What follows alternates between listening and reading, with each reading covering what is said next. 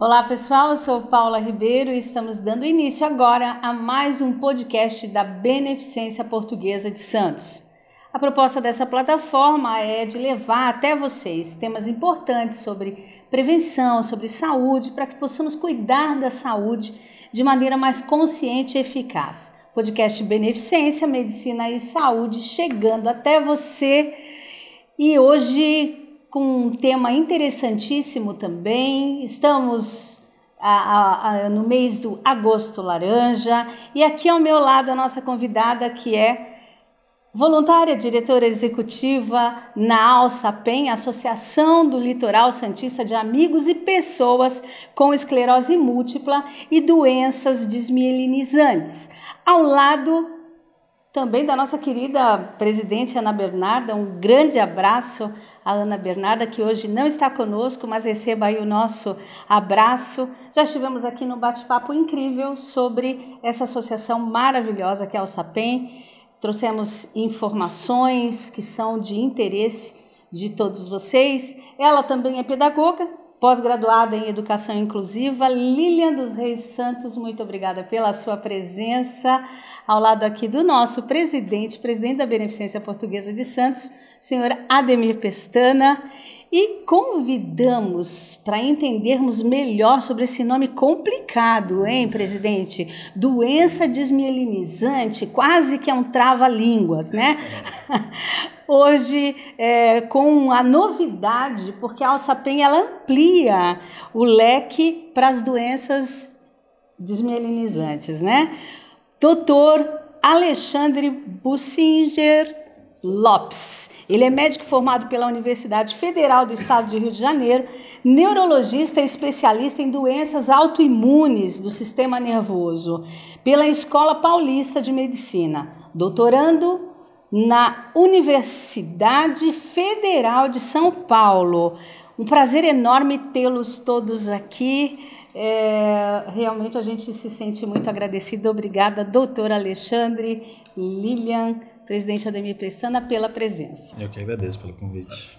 A gente agradece, né? Pessoas como elas, né? Ali o voluntário, a gente sempre fala em voluntariado, né? E aí uma voluntária aqui da em pessoa, AlSaPem, né? Pessoas que praticassem o voluntariado como a AlSaPem, como a Lilian. Agradecer a presença do doutor Alexandre aqui também, na Beneficência Portuguesa, e hoje aqui no nosso podcast, que vai ser muito interessante, tenho certeza disso. Doutor Alexandre, essa doença, né, que tem esse nome difícil, desmielinizantes, né? E como isso é congênito? Perfeito. Não é uma vacina, não é pegou, provém de outra doença? Não é congênita, né? Doenças desmielinizantes são um grupo, né, na verdade. Então, dentre elas, a principal é a esclerose múltipla, mas a gente tem várias outras doenças que estão embaixo desse guarda-chuva. Depois da esclerose? Ela vem depois ou não? São tipos diferentes, né? São doenças diferentes que estão embarcadas no mesmo grupo de doenças. Por exemplo, a gente fala no grupo das doenças oncológicas, mas a gente tem câncer de mama, câncer de intestino, câncer de bexiga. Doença desmielinizante é um grupo de doenças, entre elas a principal é a esclerose múltipla, mas a gente tem também a neuromielite óptica, que também é chamada de doença de Devic. A gente tem também a MOGAD, que é a doença associada ao anti-MOG, e a doença associada ao anti-GFAP. São 4 doenças diferentes, com manifestações e características e tratamentos também diferentes. Não é uma doença congênita, é uma doença que tem uma base genética, ou seja, a gente nasce com uma predisposição, e ao longo da vida, se a gente tem essa predisposição e é submetido a alguns gatilhos, algumas infecções virais, especialmente o vírus do Epstein-Barr, se a gente tem alguns hábitos de vida, então obesidade infantil, exposição ao cigarro, tudo isso, a gente pode sim desenvolver a doença, uma vez que a gente tenha predisposição genética, né? Alguém que não tem essa predisposição nunca vai desenvolver nenhuma dessas doenças. Tem alguns sinais assim que demonstram que a pessoa tem que ser mais observada, assim, né? Como alguma... Os sintomas típicos? Contar, esquece demais, ou Perfeito. Sempre falha em algum aspecto da linguagem, alguma coisa nesse sentido, né? Os sintomas, né? A linguagem não costuma ser cometida nesse grupo de doenças, né? Mas os sintomas típicos são, geralmente, a neurite óptica, que é uma inflamação do nervo, gerando dor no olho, embaçamento da visão. Então, aquela pessoa que agudamente, de uma semana para outra, passa a enxergar muito pouco em um dos olhos, isso é um sinal de alerta. Ou então, um quadro de mielite, uma inflamação da medula, onde a pessoa pode ter formigamento nos braços, formigamento nas pernas, perda de força nos braços, perda de força nas pernas, alteração do controle do xixi, do controle fecal. Então, tudo isso pode acontecer.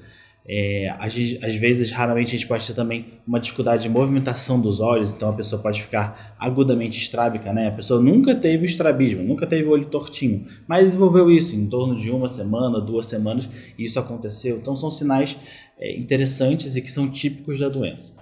É uma doença... Tem cura? Não temos, né? Hoje em dia, quando a gente fala de curas de doenças, a gente tem muito poucas doenças que têm cura, né? Alguns tipos de câncer, alguns tipos de infecção, mas da mesma forma que pressão alta, diabetes, a gente consegue controlar muito bem a doença e o paciente consegue ter qualidade de vida e a gente consegue frear a evolução da doença. Mas cura, infelizmente, a gente não tem. Exames para detectar essa doença. Perfeito. Mediante a suspeita, vários exames podem ser necessários. Especialmente a ressonância, né? A ressonância é o principal que vai ajudar a diferenciar a ressonância magnética, às vezes do crânio, da coluna cervical, às vezes da órbita também. Tudo vai ser a depender do que o paciente está apresentando. E a ressonância ela é capaz de mostrar as lesões que vão surgindo, né? Por ser uma doença autoimune, existe uma inflamação no sistema nervoso em diferentes regiões e ali vão surgir as lesões que vão ficar. Em jovem também, doutor? Na verdade, é uma doença que começa na juventude, né? Olha só. Diferentemente do que as pessoas têm no imaginário. É importantíssimo levar esse conhecimento a quem nos assiste. Diferentemente do imaginário das pessoas, não é uma doença que vai começar aos 60, 70 anos. Não, vai começar entre os 20 e 40 anos, especialmente, muito mais frequentemente em mulheres. Para cada 3 mulheres, só um homem vai ter doença, né? Então, é muito mais comum em mulheres do que em homens também. A gente sabe que, então, a doença desmielinizante, a gente está falando de mielina. Explica para a gente, dá uma desenhada aí o que vem a ser o mielino. Perfeito. A mielina é um tecido que recobre nossos nervos e acelera o funcionamento deles, além de proteger, de nutrir. Só que quando a gente justamente perde essa estrutura, perde a mielina que está encobrindo, encapando os nervos, a gente tem uma dificuldade de ter a transmissão do impulso nervoso. Eu costumo brincar que é como se fosse um fio. O fio que carrega... Capinha. Exatamente. O fio que carrega o nosso celular, quando a gente coloca na tomada, não é aquela parte branca ou preta que a gente está segurando, aquela borracha, que é o que está fazendo o efeito. É aquele fiozinho de cobre que está lá dentro. A mielina é como se fosse essa borracha e o fio de cobre é como se fosse propriamente dito o nervo, né?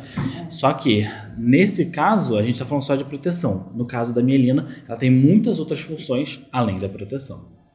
Olha, e é interessante porque, então, a associação, a alça-PEN, além da esclerose múltipla, que já era o foco ali, as doenças, esse leque das doenças desmielinizantes, então a associação vai estar dando suporte. Fala um pouquinho sobre isso, Lilian. Sim, a gente está abrangendo as doenças desmielinizantes, né? Até porque os especialistas que tratam a esclerose múltipla tratam também essas doenças, então fica bem mais... É fácil, né, o acesso ao diagnóstico, ao tratamento, e a associação resolveu abraçar esse público também, então estamos abertos, quem suspeitar, tiver alguma suspeita mesmo desses sintomas que o doutor já colocou, é só nos procurar que a gente vai dar todo o aparato aí. Então o doutor Alexandre está junto aí nessa parceria. Com certeza. Já tem alguns meses. Esse trabalho lindo da alça-PEN. Lilian, e poder público com relação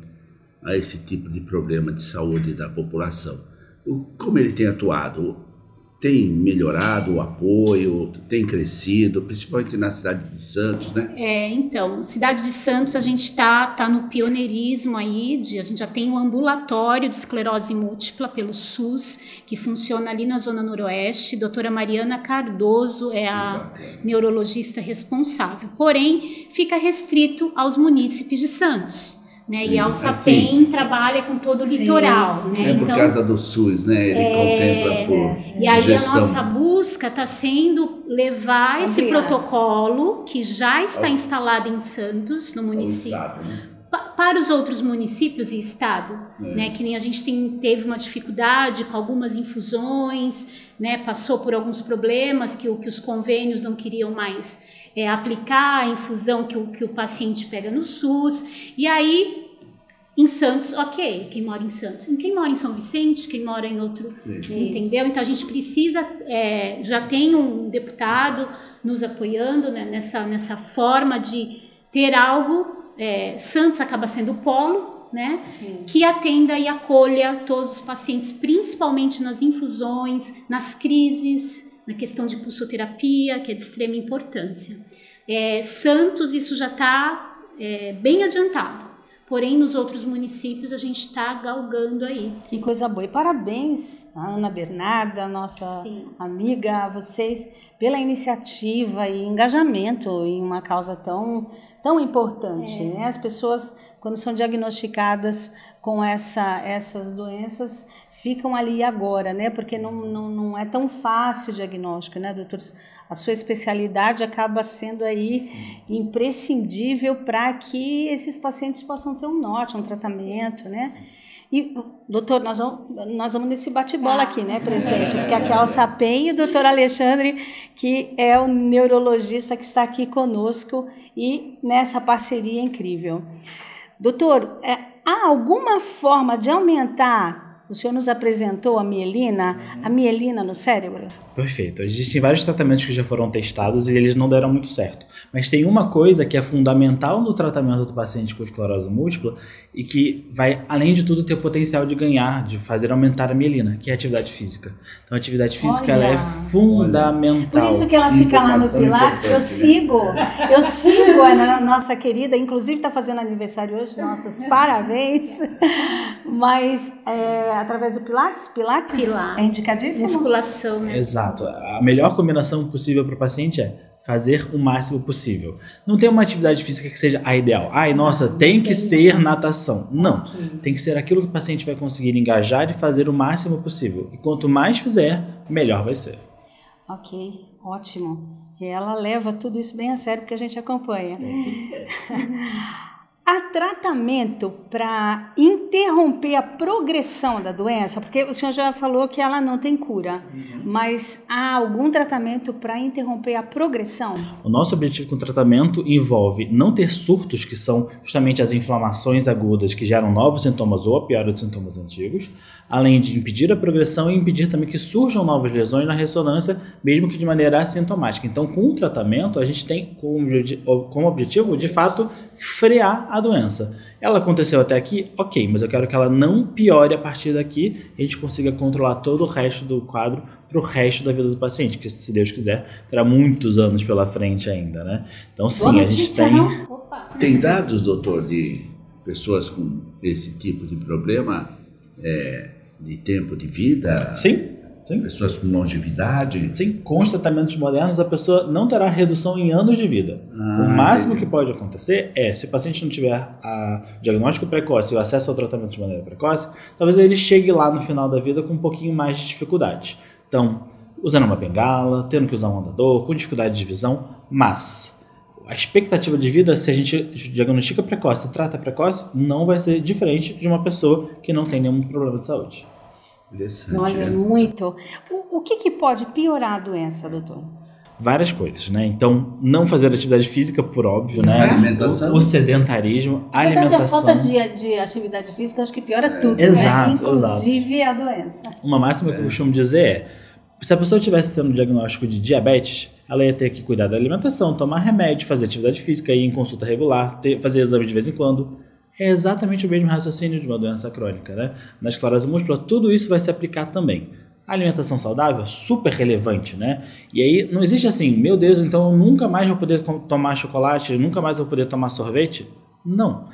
A grande questão é a moderação, ter uma dieta saudável no dia a dia. De vez em quando, uma festa, comer um pedaço de bolo, tomar alguma coisa diferente, um refrigerante, de vez em quando, tá tudo bem, não tem nada que é proibido. Então, nas outras coisas que podem piorar a progressão e podem fazer a doença ficar mais controlada. não fazer atividade física, ou seja, sedentarismo, alimentação não balanceada e não saudável, fumar. Fumar é um grande vilão na esclerose múltipla, uma vez que... Atenção, você que nos assiste, olha, o que é que pode piorar, hein? É um péssimo aliado da esclerose múltipla, na verdade é o inimigo da esclerose múltipla. Drogas, né? No geral, no geral, exatamente, né? Acho sempre importante pontuar isso, né? Por mais que seja legalizado, é uma droga, né? É um droga. Vício. E isso implica mais... Também é droga. Exatamente. O álcool não é tão maléfico assim, então com moderação, mesma coisa. Ele não seria tão prejudicial, mas é claro, podendo evitar ao máximo, melhor. Num simples exame de sangue dá para detectar esse tipo de doença, né? Não. É só ressonância mesmo? A ressonância ela ajuda muito, mas ela não é o sintoma, né? Exatamente. A ressonância não é o que dá o diagnóstico, mas ela ajuda para a gente confirmar a suspeita.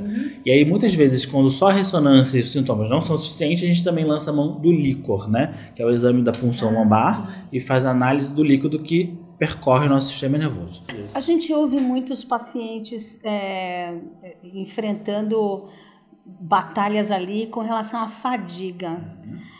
Eu queria que o doutor falasse um pouquinho sobre essa fadiga. Lembrando do que a mielina faz, né? Justamente como eu falei, o mais importante que ela faz é acelerar a resposta do impulso nervoso. Então, quando eu penso, vou levantar o braço, isso é imediato, não tem um tempo de latência.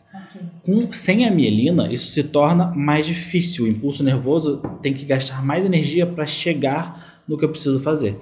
Por conta disso, a fadiga é isso, né? Um esgotamento. É como se eu dormisse à noite e para me reenergizar, só que eu não consigo recuperar a energia por completo. E aí eu tenho um estoque de energia menor. Por isso que a fadiga geralmente acontece nesse paciente. E que costuma piorar muito também no calor, que essa é uma outra manifestação da doença. Uma piora importante quando os dias são mais quentes. Olha só. Lília, esse é um enfrentamento? Com certeza. A fadiga, para mim, ela chega a ser... ela me restringe. Principalmente no calor. Para mim, é o pior sintoma. É o pior Seria sintoma. A fadiga? É a fadiga. Porque a sensação é que você tá perdendo mesmo, né? E tem a fadiga mental, né, doutor? Sim. Que às vezes estou muito ali, daqui a pouco... Como é que é essa fadiga, Lília? A mental, eu estou lá muito no computador, resolvendo algumas coisas, daqui a pouco eu não consigo mais raciocinar. É a resposta que o doutor não consigo mais. A gente chama de névoa mental, né? A pessoa fica como se tivesse... Exatamente. Você tem consciência disso? Tenho consciência e assim, eu já, no meu dia a dia, eu já não marco muitas atividades. Já que hoje eu Você já sabe como lidar, vai se respeitando. Eu sei o melhor horário do dia para eu fazer uma atividade que que requer mais energia, então eu já controlo isso. Então hoje é só aqui. No máximo almoço e vou ter que descansar. E tem que comemorar aniversário. Então vou ter que descansar à tarde, entendeu? Eu tenho o hábito, eu uso óleo da cannabis, né? 3 tipos de óleo agora, que ele me relaxa. Então à tarde eu tô vendo... funciona bem? Bastante. Larguei o Rivotril por conta do sono, com uma goma. Doutor, fala um pouquinho sobre esse tipo de tratamento, porque eu acho que tem muita curiosidade das pessoas com relação a isso, né? Nada como um neurologista para nos explicar. Para o tratamento da fadiga tem várias estratégias possíveis, né? Existem medicamentos como, por exemplo, o óleo da cannabis e, paradoxalmente, o melhor tratamento para a fadiga é a atividade física. Mas todo mundo vai pensar, meu Deus, mas eu já estou cansado, já estou esgotado, eu vou fazer atividade física para melhorar isso?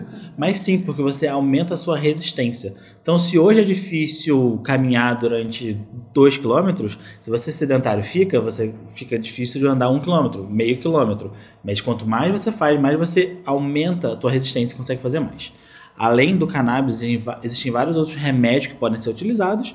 Então, assim, para o tratamento da fadiga controle adequado da doença com medicamentos adequados e também atividade física. Aí a doença fica controlada e a fadiga também. E se precisa internar uma pessoa ela precisa ter um atendimento diferenciado dentro das unidades hospitalares ou não? Eu acho que o grande desafio é ser reconhecido, né? Porque a gente está fazendo um trabalho aqui de conscientização que é super importante, mas invariavelmente o paciente vai ser atendido por um profissional que ela pode ter esse sintoma no leito, né?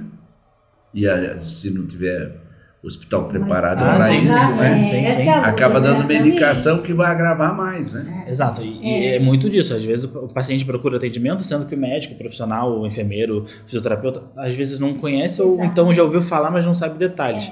Então é meio que um fardo para o paciente, porque ele tem que ser um pouquinho detentor do conhecimento para até ser melhor cuidado. Para ele poder compartilhar ali o que pode estar A acontecendo. gente faz esse empoderamento dos Exato. pacientes o tempo inteiro. É super importante. Porque já passei por várias internações e já percebi o despreparo. Hoje está melhorando, sim, graças a essa conscientização, essa divulgação, mas infelizmente a gente ainda encontra profissionais que, vamos supor, uma pulsoterapia altas doses de corticoide, que é básico, né, assim, de não dar à tarde ou à noite. Eu já cheguei em internação, de eu entrar para o leito 10 horas em crise e a pessoa já quer colocar a primeira dose. Eu falei, não, só amanhã de manhã. Senão não durmo, Senão não durmo, Ela eu já sinaliza. sei o que vai acontecer comigo, né? Então assim, é só amanhã de manhã. E na prescrição, todas as minhas internações, a médica prescreve tudo direitinho, mesmo estando escrito, a gente esbarra em muita dificuldade. Às É isso que eu ia vezes te perguntar, sobre as dificuldades que você, como paciente de esclerose múltipla, enfrenta, por exemplo, numa internação. Porque primeiro, se eu não tenho acesso ao meu neurologista numa crise, eu vou ter que me virar num PS. Isso. Né? Então, eu já chego falando, a esclerose múltipla, eu preciso de um hemograma, eu preciso do exame de urina, para descartar qualquer infecção que pode ser um pseudo-surto, né, doutor? Não necessariamente um surto. De repente eu tô ali com alguma infecção de urina e deu um pseudo-surto, algum sintoma neurológico, e não é um surto. Então eu explico já para o médico, né? Então é isso que eu preciso nesse momento, né? Porque, e aí nem todos têm, às vezes eles não me escutam, né? Tipo, o médico sou eu. A gente então imagina eu isso. esbarro muito nisso, entendeu? Então eu vou com todo jeitinho, doutor, é isso. Alguns até agradecem, outros não. E seria até utópico assim, pensar que todo médico que está em todo lugar vai conhecer tudo. Não, eu não sei tudo, não tenho a pretensão. Mas é ter a sensibilidade de escutar, né? Exatamente. Escutar o paciente, escutar. E não só isso, escutar realmente a voz do paciente, porque às vezes o paciente já entende um pouquinho melhor de como ele tem que ser manejado. Então é super importante escutar e ter essa sensibilidade, né? Eu tive uma experiência com o abraço da esclerose, né? Aquela dor que dá, pelo menos comigo é nessa região, a sensação é que está quebrando esses ossos, né? Eu estava no salão fazendo o cabelo e começou essa dor. Do nada eu... E aí, ânsia de vômito, enfim, chamaram a ambulância. Eu nunca tinha tido. Aí fui pro PS. E veja, esse é um sintoma que vai ser interpretado como possibilidade de infarto. Isso mesmo, foi exatamente. Eu já fui para um ambiente meio que uma semi-UTI, aquela coisa, aquela correria toda. E aí, do nada, a Lília melhora. Falei, gente, né? E o médico sabia, na Unimed, o PS da Unimed Praia Grande, o médico explicou, o que você teve foi o famoso abraço da esclerose múltipla. Então hoje eu não corro mais, eu deito, tento resfriar essa região do corpo. Eu não sei, doutor, eu fui meio que pesquisando. Então põe uma toalha molhada ali, um chazinho, o óleo da cannabis, e aí vai passando. Às vezes dura um pouco mais, um pouco menos, mas Quase é uma que você dor. tem que desenvolver um relacionamento com a doença para que vocês se deem bem. Senão a gente não sai do ambiente hospitalar, né? E é muito individual a experiência, né? Então agora a Lília desenvolveu as técnicas dela para lidar com isso. Cada paciente vai ter manifestações diferentes, né? Então nem todo mundo vai ter os mesmos sintomas quando a doença surge. E a conduta e a maneira de lidar com esses sintomas e tratar vai ser muito individual, né? E por isso que é tão importante esse trabalho, o Agosto Laranja. Tem uma programação aí, fala rapidamente para a gente, para quem está nos assistindo poder participar, se informar, né? Dia 30 de agosto é o Dia Nacional de Conscientização e Divulgação da Esclerose Múltipla, e a gente trabalha com isso o mês inteiro. Hoje está sendo a primeira ação, a gravação desse podcast aqui, mas temos outras atividades que vamos desenvolver. Dia 13 nós estaremos em Guarujá, no Centro Comunitário, levando informação para as pessoas que frequentam. No dia 15, estaremos uma capacitação para profissionais de saúde na Secretaria de Saúde de Praia Grande. Esse evento é fechado para profissionais de lá. Dia 16, esse é o top. Estaremos na Praça das Bandeiras, no Gonzaga, com a Casa da Merck. O que é a Casa da Merck? São cômodos que simulam os sintomas invisíveis da esclerose múltipla, que são os piores. A gente não consegue muitas vezes explicar esses sintomas, e nessa casa, que é um pocket, né, a pessoa que não tem a patologia vai conseguir sentir na pele o que a gente sente. Então, esse do dia 16, imperdível, das 10 às 16 na Praça das Bandeiras. No dia 18, a gente vai estar na Secretaria de Esporte com a Beth Gomes, levando informação para professores e profissionais de educação física. Já é o nosso 2º ano que eles nos convidam e está sendo bem produtivo, né? No dia 20, estaremos na Clínica Multimagem, né, levando essa capacitação para os profissionais de lá.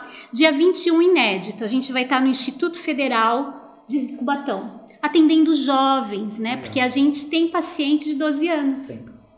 Então, levar essa informação para o ambiente escolar é de extrema importância. Então, a gente vai estar atendendo os jovens e os profissionais do Instituto Federal. Dia 23, a gente vai estar em Praia Grande, na praia, evento aberto também com essa divulgação, na Praça de Portugal. Dia 28, estaremos na UNOeste, faculdade no Guarujá, levando capacitação para os profissionais de saúde o dia inteiro. Então, a gente vai em todos os tópicos, né? Sociedade em geral, profissionais de saúde, enfim, para que todos entendam o que é esclerose, e diagnóstico precoce é qualidade de vida. E para finalizar, dia 30, a gente vai estar na praia do Ilha Porchá, fazendo um movimento lá. Então, assim, todas essas datas vão estar acessíveis no nosso Instagram em breve. Esse é o trabalho da AlçaPen para conscientização aí e para que o diagnóstico precoce aconteça. Doutor, nós já estamos chegando ao final, presidente. Tantas coisas importantes. Eu só queria te fazer uma última pergunta para a gente fazer esse encerramento aqui com chave de ouro, porque eu acho que as informações foram de extrema importância, né? Um conselho, doutor, para quem sofre com a doença. O mundo não acabou, a vida não acabou. Existe muita vida depois do diagnóstico de esclerose múltipla. Tratando corretamente, buscando a qualidade de vida, você vai viver a tua vida plena, você pode realizar todos os seus sonhos que você quiser. Só aprenda a conviver com isso, um pouquinho de cada dia, né? Conheça seus limites, não exceda seus limites, mas a vida continua. Fantástico. Eu quero agradecer aqui, em nome da Beneficência, e acredito que pelo presidente também, por abraçar essa causa tão importante. Mais uma vez, feliz aniversário para você. Doutor Alexandre, presidente, Ademir Pestana, Lilian dos Reis, muito obrigada pela participação. Podcast Beneficência, Medicina e Saúde, chegando até você. Tchau, tchau.